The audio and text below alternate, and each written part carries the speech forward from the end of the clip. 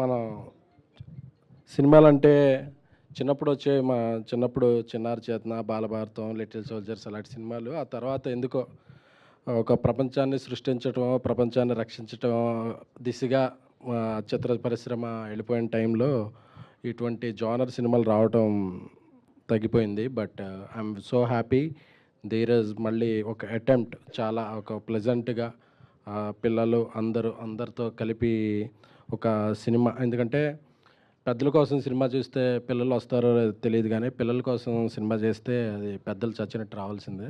So, Dheeraj choose a right genre. So, చూస్తే every frame blockbuster written all over. So, very happy. ఈ song ఒక 1 month back, 3 weeks బ్యాకే చూపించాడు ధీరజ్. చాలా చాలా బాగుంది. అనురాగ్ కులకర్ణి గారు చాలా బాగా పాడారు. ఆయన పాటలన్నీ ఎప్పుడు వింటుంటాను. అలాగే 'లిటిల్ హార్ట్స్' నుంచి శ్రీజిత్ గారి మ్యూజిక్ అంటే నాకు చాలా లైకింగ్ ఏర్పడింది. ఆయన ఈ సినిమాకి చేస్తున్నారని ధీరజ్ చెప్పినప్పుడు ఒక ఎక్స్‌పెక్టేషన్ ఏర్పడింది. ఆ ఎక్స్‌పెక్టేషన్‌ని మించి పాట ఉంది. సో, మిగతా పాటలు కూడా అలాగే ఉంటాయని కోరుకుంటున్నాను.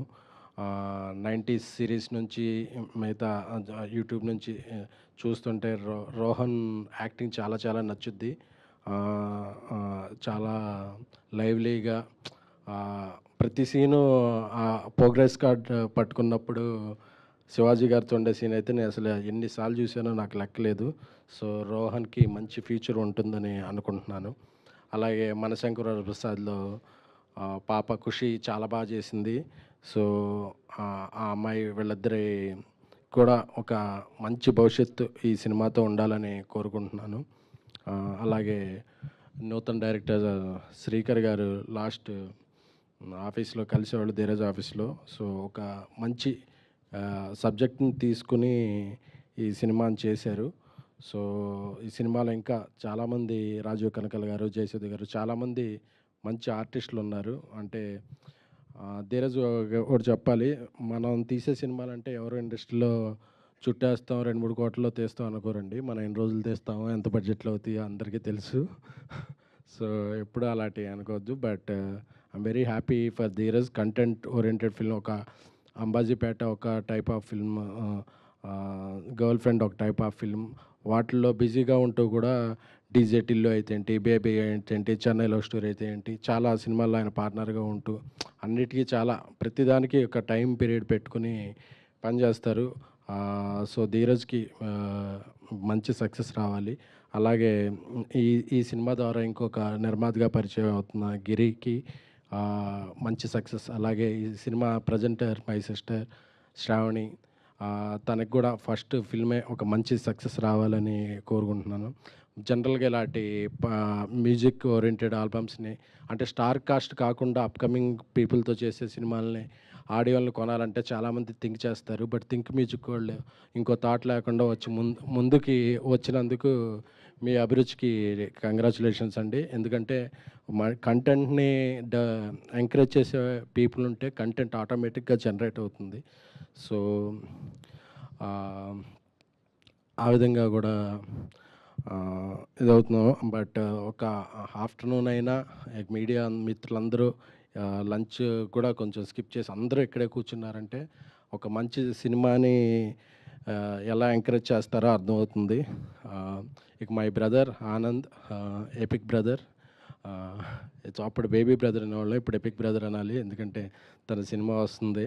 సో, తన సినిమా ఎపిక్ కూడా బేబీని మించి సక్సెస్ అయ్యి మంచి విజయం సాధించాలని కోరుకున్నాను. ఎందుకంటే ఆనంద్‌తో ఏంటి, విజయ్‌తో ఏంటి, రష్మిక గారితో ఆ ఫ్యామిలీతో నాకున్న రిలేషన్ అటువంటిది. సో, ఆ ఫ్యామిలీలో ఏ సినిమా అయినా నా సినిమాలాడితే, నా సినిమా వాళ్ళ సినిమాలాడితే. సో, ఎపిక్ కూడా మంచి విజయం సాధించాలని, ఆయన షూటింగ్‌లో ఉన్నప్పటికీ ఇక్కడికొచ్చి ధీరజ్‌కి ఎంకరేజ్ చేస్తున్నందుకు థ్యాంక్ యూ. ఇకపోతే ఇక్కడ అందరూ పిల్లలున్నారు కాబట్టి కొద్దిగా వాళ్ళు ఉపయోగపడే మాటలు మాట్లాడుకుందామండి. క్రష్ అంటే ఒక పర్సన్ కాదండి. ఒక క్రష్‌ని ఎవరైనా పర్సన్‌గా పెట్టుకుంటే ఆ పర్సన్నే దక్కించుకోగలం. బట్ కెరీరే మన క్రష్ అనుకుంటే కెరీర్ దక్కిన రోజు ఏ క్రష్ అయినా మన వెంట రావాల్సిందే.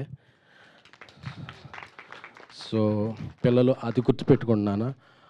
ఎందుకంటే మాకు చిన్నప్పుడు కెరీర్ ఆప్షన్స్‌లో అంటే ఏం చదువుతావంటే డాక్టర్, ఇంజినీర్ అలాంటి పెద్ద పెద్ద ఆశలు పెట్టేవాళ్ళు. అవి మనం ఎలాగో చదవలేమని తెలుసు. అవి ఫెయిల్ అయిపోయిన తర్వాత ఎలాగా అంటే చిరంజీవి గారు పోస్టర్ కనపడితే అప్పుడు ఓకే. మనం సినిమాలు కదా అని వచ్చేసేవాళ్ళం. బట్ మీకు ఎప్పటి నుంచో చాలా కెరీర్ ఆప్షన్స్ ఉన్నాయి. So good. ఇంతమంది చదువుకుంటూ కూడా వచ్చి పిల్లలు యాక్ట్ చేస్తున్నారంటే వాళ్ళు ఎంత ఫోకస్డ్‌గా ఉన్నారో అనిపిస్తుంది. ఇలాంటి బాలల చేతిలోనే దేశం భవిష్యత్తు ఉంటుంది. I very happy. ఇప్పుడు క్యాసెట్ లాంచ్ చేస్తుంటే చాలా నోస్టాల్జిక్ మూమెంట్స్ గుర్తుకొచ్చినాయి. ఈ క్యాసెట్స్ చిన్నప్పుడు క్యాసెట్స్ చిరంజీవి గారి 'బిగ్ బాస్' క్యాసెట్ 9 రకాల స్టిల్స్ ఉండేది. ఒక క్యాసెట్ మీద ఒక పోజు, ఒక క్యాసెట్ మీద ఒక పోజు. ఆ 9 క్యాసెట్లు కొనుక్కున్నాను అప్పుడు. ఎందుకంటే చిరంజీవి గారి 9 రకరకాల ఫోటోలని. సో ఆ క్యాసెట్ ఇప్పుడు లాంచ్ చేస్తుంటే మళ్ళీ ఆ ఫీలింగ్ గుర్తొచ్చింది. బట్ క్యాసెట్ అయితే ఇచ్చారు కానీ ఇది ఎక్కడ పెట్టి ప్లే చేయాలో అర్థం కావట్లేదు. ఎందుకంటే ఇప్పుడు టేప్ రికార్డులు లేదు. సో ధీరజ్ గారు అలా టేప్ రికార్డులు కూడా ఏమన్నా చేస్తే అది బాగుంటుంది. సో ఈ చిత్ర టీం అందరికీ కూడా నా శుభాభినందనలు. ఇంకొకటి లాస్ట్గా దిగిపోయే ముందు ఏమండి, అందరి క్రష్లు కాదు, మీరు అయిపోయాక మీ క్రష్ ఎవరో చెప్తే దాన్ని సాధించడం కోసం మేమేం చేయగలం, మా అంత కృషి మేము చేస్తాం. సార్ అంటే ఆల్రెడీ ఒకరు థ్యాంక్ యూ అండి, థ్యాంక్ యూ, ఖచ్చితంగా చెప్తాను.